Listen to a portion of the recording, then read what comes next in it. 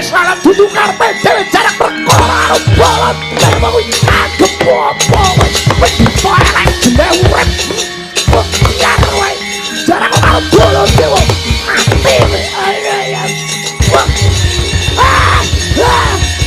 loh isih melek wah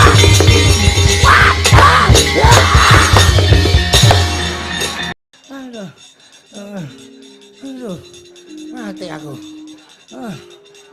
Bala Dewa badhok welek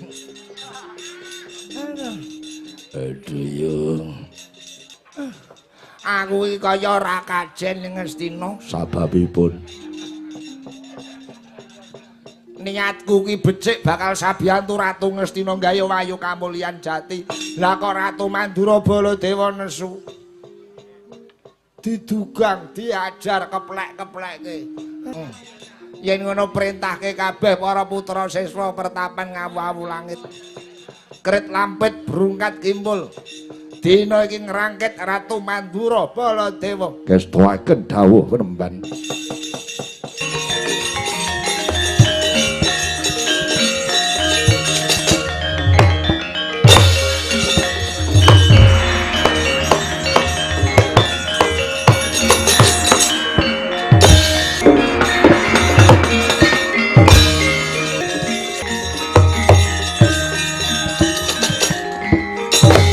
Adikku Dewa Kudara. Adikku Yai Werkudara. Ora nyono orang Legiwa Siadi, Prateng Tapel Wates negara Ngastina kene iki ana apa? Yai Werkudara. Boleh kakangku. Yai Werkudara piye? Mulane lakuku tekan Tapel Wates negara Ngastina. Iki ono sambung rapete lawan negara Ngamarta. Sambung rapet bab apa? Apa boleh kakangku ora krungu kabar semebar pawarta kang wis warata ngenani kahanan negara Ngamarta. Lho lah ya Ngamarta ya kene. Mbarep kakangku. Yai Puntadewa. Iya. Yai Puntadewa kenapa Yai? Udakara. Wis rong sasi iki mbarep lunga ora pamitan.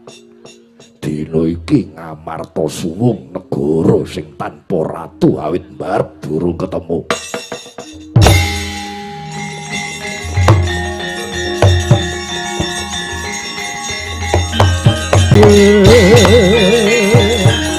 Yai Puntadewa murca kang tanpa pamit Udakara wis rong candra.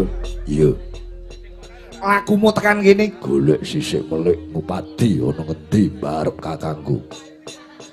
Banjur bule mentas saka ngendi? Yai. Mentas wae pun Kakang Baladewa timbalan Yai Duryudana kinten suwe sabiyantu mbantu wujuding gayuh wahyu kamulyan jati. Ora sawetara suwe-suwaning Brahmana sawertapan ngawu-awu langit ya kuwi begawan Kilapawarna sago sabiyantu ning ana syarate. Syarate ora ana liya mung kejaba nugel gulune Yai Puntadewa.